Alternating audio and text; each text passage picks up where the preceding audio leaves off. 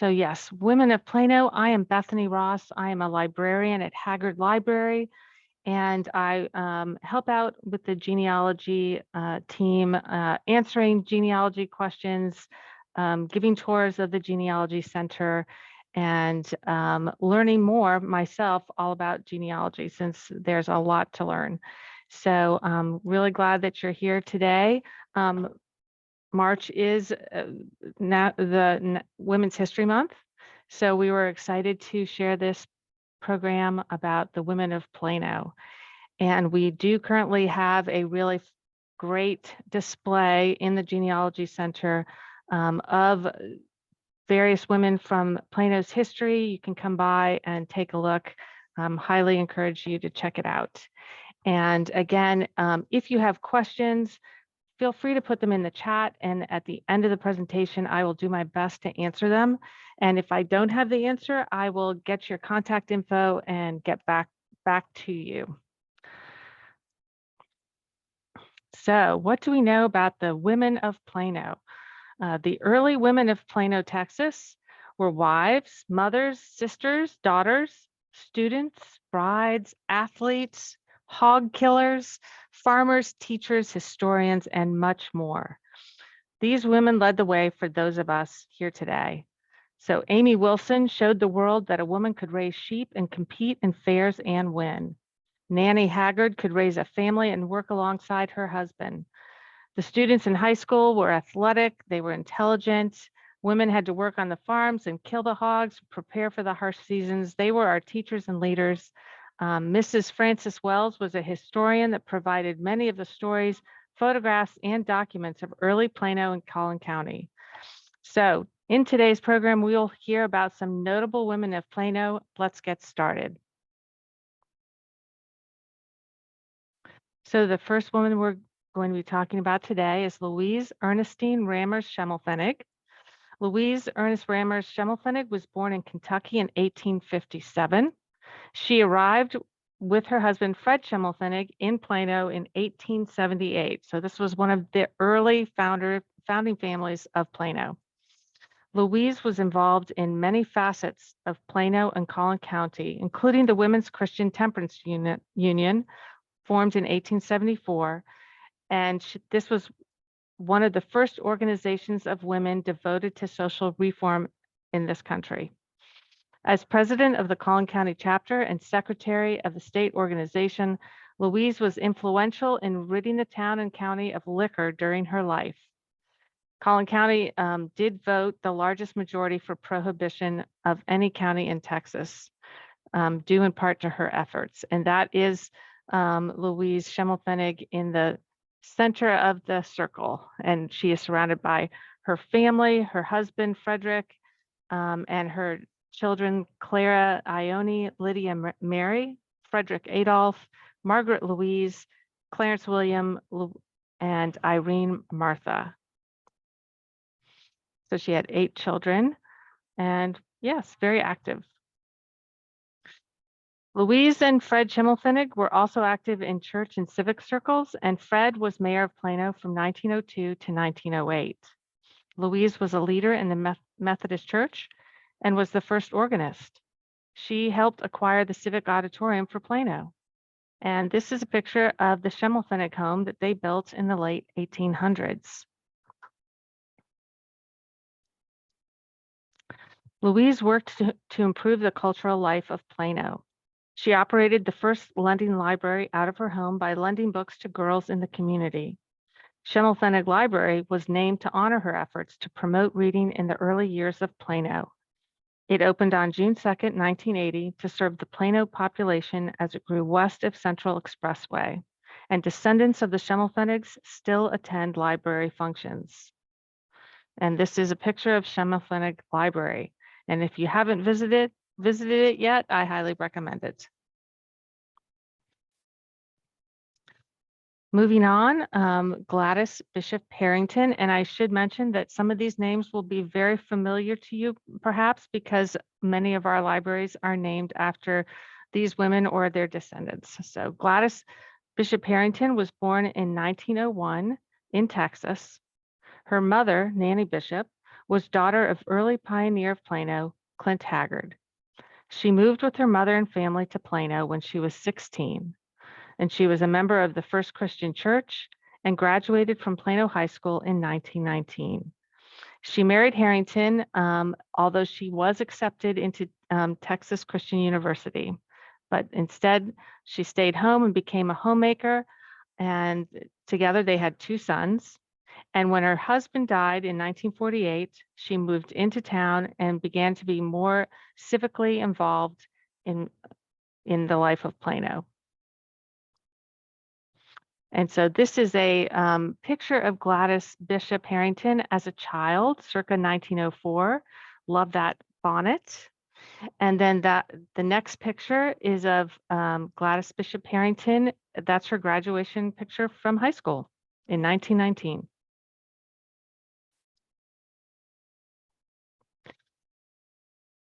And this is a lovely portrait of her from her wedding.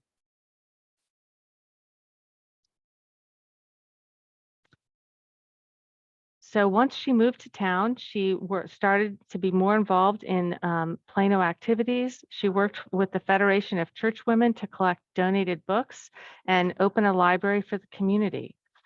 Donations and volunteers helped keep the library open. So this was the first Plano library. It opened in 1965. And this is a picture of Gladys Bishop Harrington with her 2 sons when they were young. So yes, in 1965, the library had a permanent place on 18th Street. And this is a more recent image of the Gladys Harrington Public Library after its major renovation. So if you haven't been back yet, since they closed to renovate, definitely stop by. There's been a lot of amazing changes. And finally, this is a picture of Gladys. She lived to be 103, which is amazing. After the library was established, she traveled, she became involved in politics and supported her son Connor, who was active in the Collin County Republican Party. She played the mandolin and the piano. And in fact, this love of music helped her to be involved with the Plano Symphony Orchestra and the Young Artist Competition. So she was also involved in that, involved in many clubs and organizations, not just in Plano, but also in Collin County.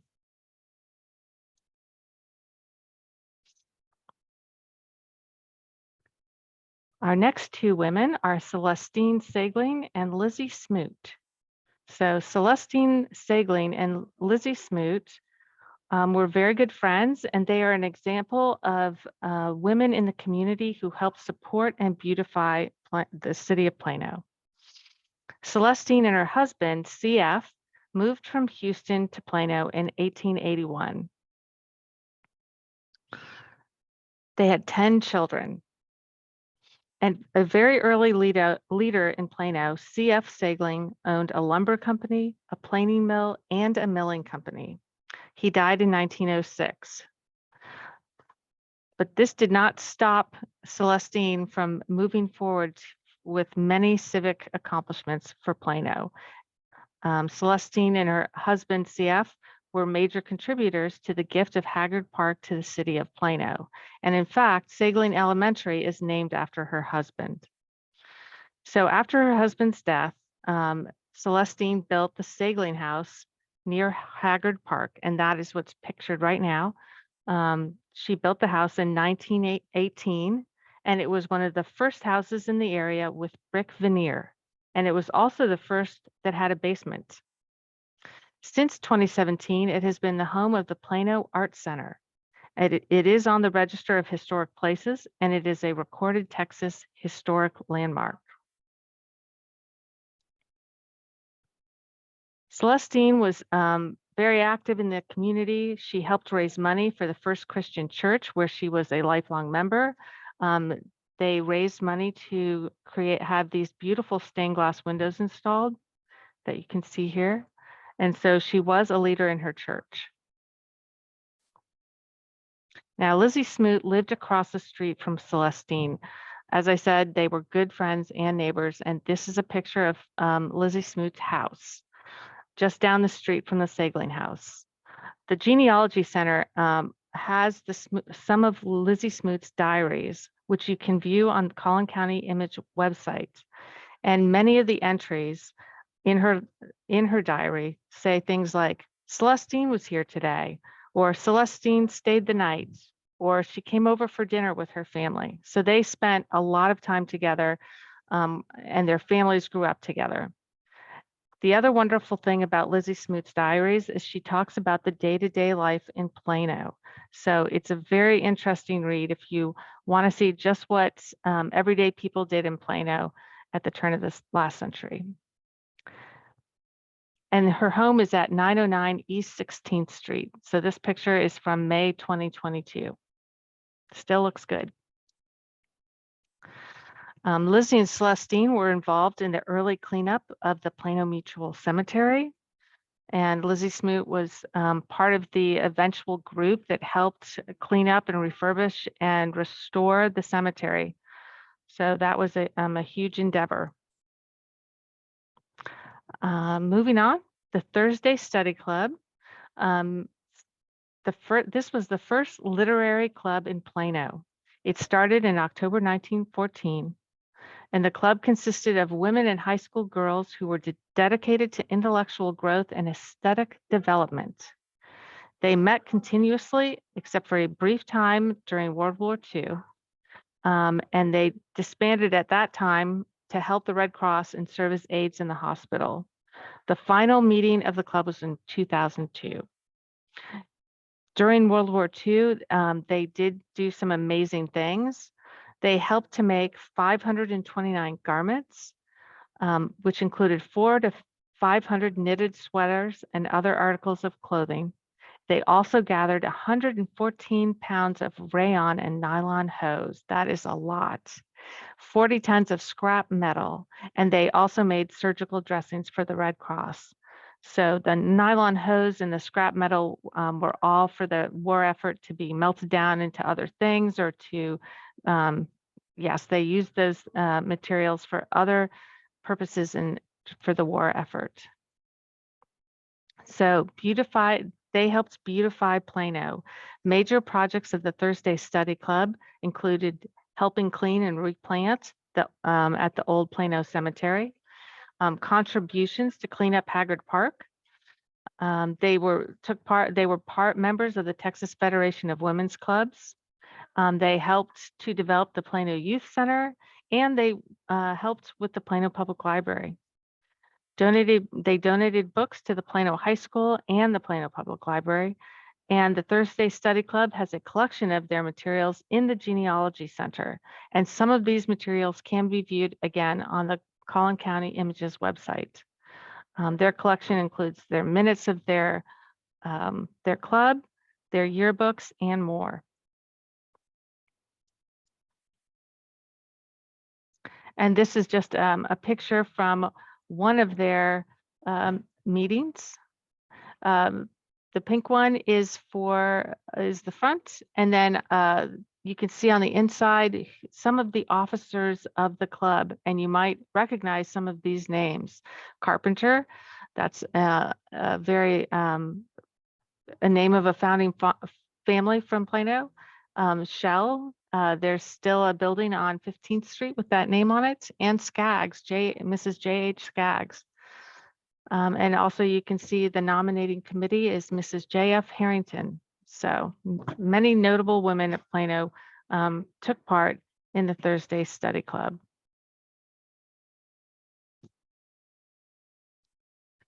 And this was for the Junior Thursday Study Club. So they had a version for high school students, and this was administered through the Plano Senior High. And this was from their minutes from 1953.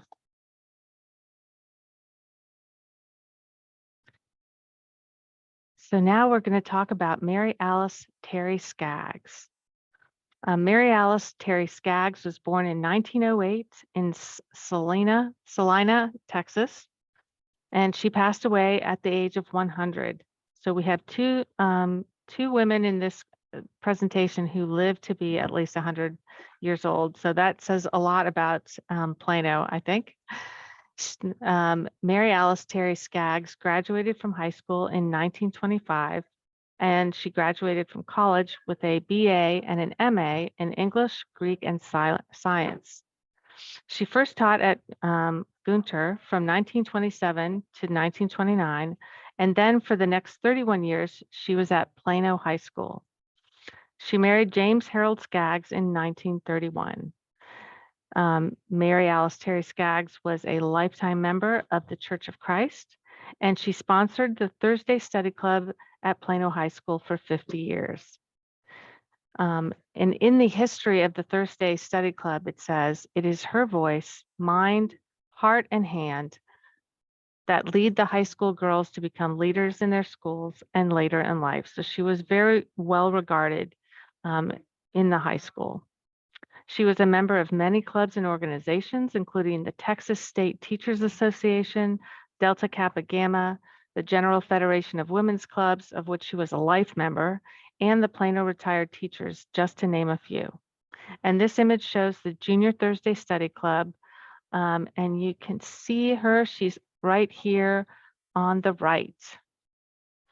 She was also a sponsor of the Planonian Yearbook.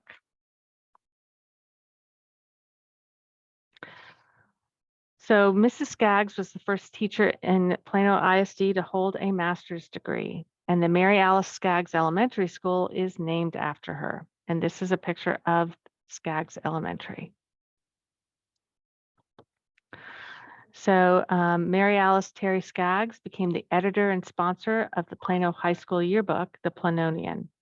And at the time that she took it over, the school had only ever released 3 yearbooks, very sporadically. They had an issue in 1914, one in 1923, and then the last one in 1926. But under her leadership, the Planonian was released yearly from 1943. They only missed 1 year in 1944 during World War II when there was a paper shortage.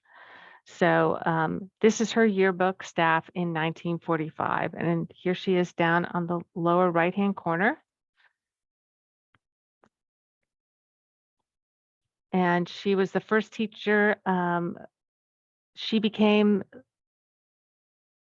this is a picture of a dedication of her.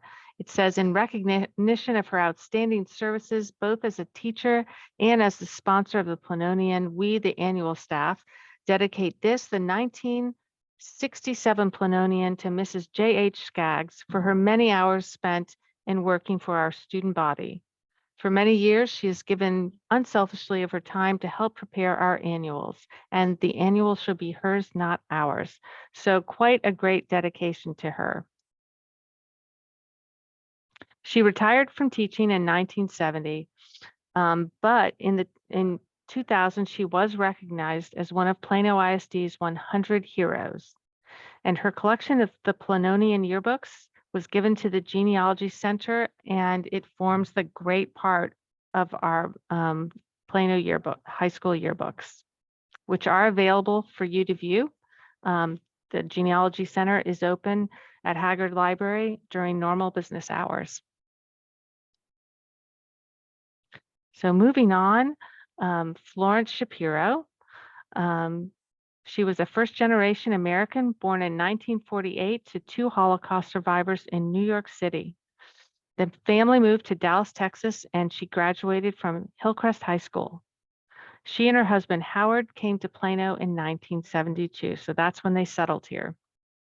She helped, before her time in politics, she helped found the Plano Service League, which is now known as the Junior League of Collin County. Florence served for 6 terms on the Plano City Council from 1979 to 1990, and she was the first female mayor of Plano from 1990 to 1992. After that, Florence was elected to the Texas Senate in 1992, and in 2005, she was elected president pro tempore, which would be second in the gubernatorial line of succession behind the lieutenant governor. And on April 9th, 2005, while both Governor Rick Perry and Lieutenant Governor David Dewhurst were out of state, she served as governor for the day. This was the 6th women in Texas history to do so.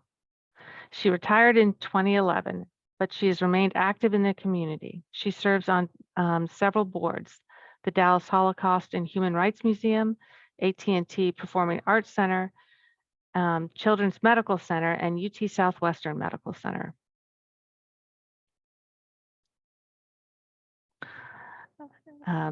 Amy Farrell Wilson. She worked in a men's world. She worked on the farm, she worked in mills, and she followed in her mother's footsteps by divorcing her first husband, Dr. Woods Lynch. She had a much better relationship with her second husband, Dudley Wilson. Their marriage lasted 53 years. Although small in stature, she was large in spirit, and she was known as a lovable nonconformist. Amy Wilson smoked cigars, and she was a fashionista at cattle shows. An outfit of hers was described as handmade Western hat, gabardine pants, a king-size diamond stick pin, an embroidered shirt, and a mink stole over one arm. And here she is outside her farm. So Amy Wilson was a worldwide sheep competitor. Her prize-winning Hampshire sheep were champions at many cattle shows, both here in Texas and as far as Chicago and Kansas City. One of her newborn sheep was even featured as Picture of the Week in Life magazine's April 1952 issue. This is not the picture that was in Life magazine, but it is a very cute picture of her with one of her baby sheep.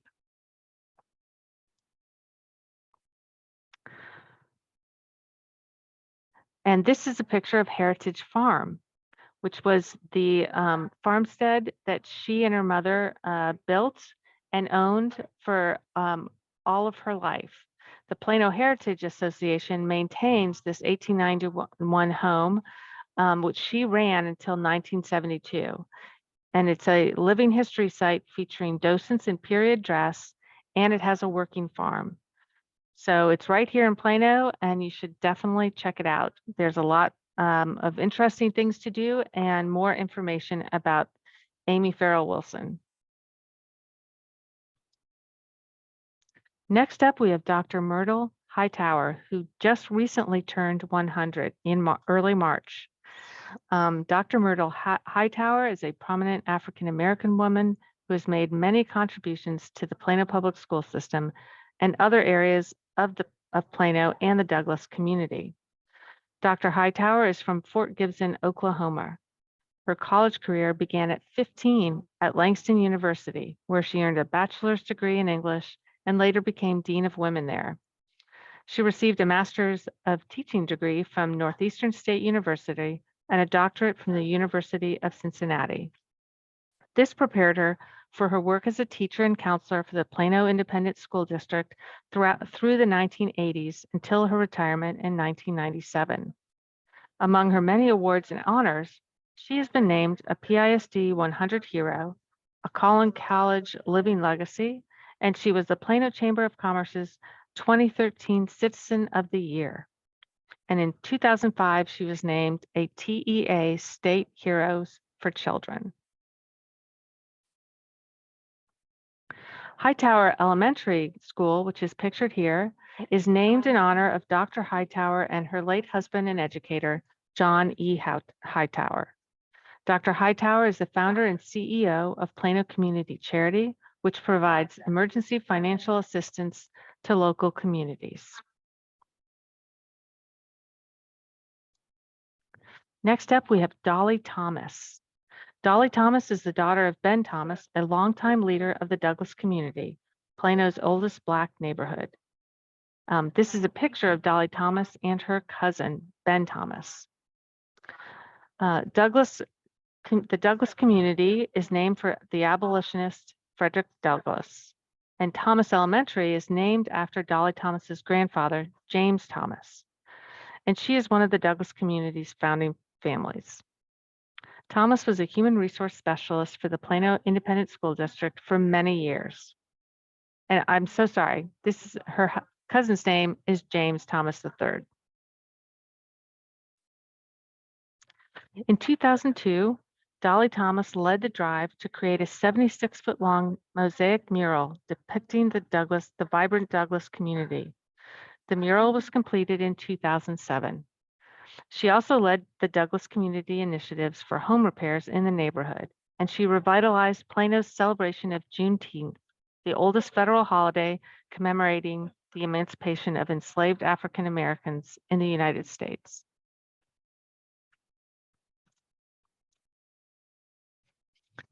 Dolly Thomas has also been on the Douglas Community Arts Advisory Committee member and a member of the Rotary Club. And she was part of the project team that launched the online Plano African American Museum. So that's a place online that you can visit and learn more about African American history here in Plano.